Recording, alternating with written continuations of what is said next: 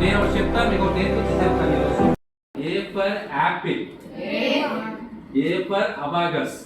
B for booting, C for computer, D for database, E for edit,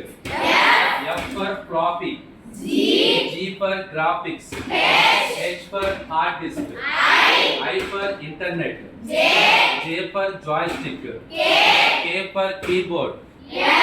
L for laptop, M for monitor, motherboard, mouse, N for networking, O for operating, P for processor, printer, print, pendrive, Q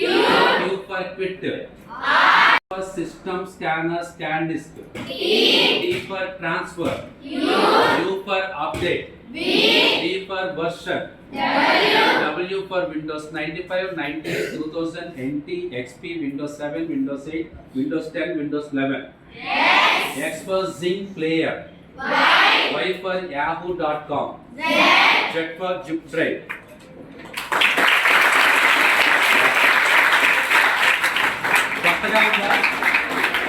So, computer